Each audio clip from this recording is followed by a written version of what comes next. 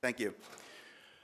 Members of the Coral Springs Commission, 2 weeks ago, I attended your planning session, and I was appalled by the presentation of medical marijuana given to you by the Chief of Police, Clyde Perry, who is a city employee. He listed many debunked fears about dispensaries, including that fatal car accidents will increase, a fallacy that has been disproven by the American Journal of Medicine in a 5-year study of auto accidents in California and Colorado, which has shown there's zero correlation between the two.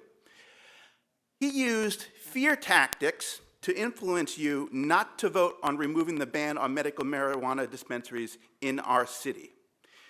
Commissioners, let us be frank.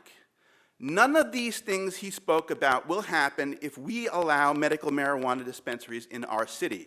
We know precisely what the outcome will be. People who have serious debilitating conditions will be able to get the medications they so desperately need. We know this based on the experience of other South Florida towns that have allowed dispensaries.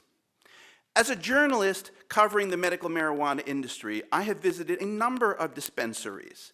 They are all clean, secure, and professionally run.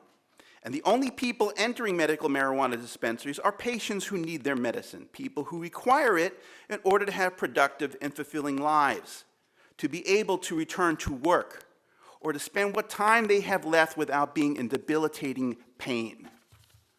February is Black History Month.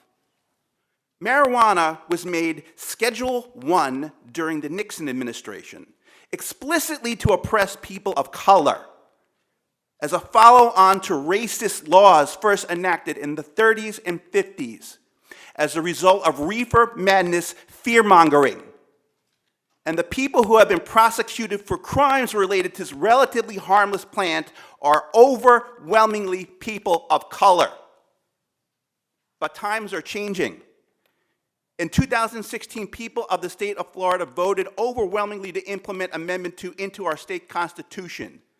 Medical marijuana is legal, and even our conservative governor wants the implementation to be even more liberalized, with more licenses for dispensary to be opened up statewide. And yet the Coral Springs and its police chief wants us to remain in the Nixon-era mindset of the 70s, subscribing to fear politics while other towns become more progressive and pass us by. Commissioner Vignola and Chief Perry think that Coral Springs patients can simply arrange for delivery or go to Deerfield Beach. What they don't understand is most medical marijuana dispensary companies only deliver to this area maybe once a week, and sometimes it can take significantly longer to get delivery from a central distribution center, 30 seconds. If you had a loved one, or you yourself were sick and needed to go to CVS or Walgreens to pick up your medication, but the town didn't allow these stores to operate and said, hey, you only have to wait a week for delivery or drive to the next town to pick up your meds. Would you be willing to accept that? I think not. This is no different. Commissioners, please vote to allow dispensaries in Coral Springs. The people of Florida have willed it, and you must implement what they asked for.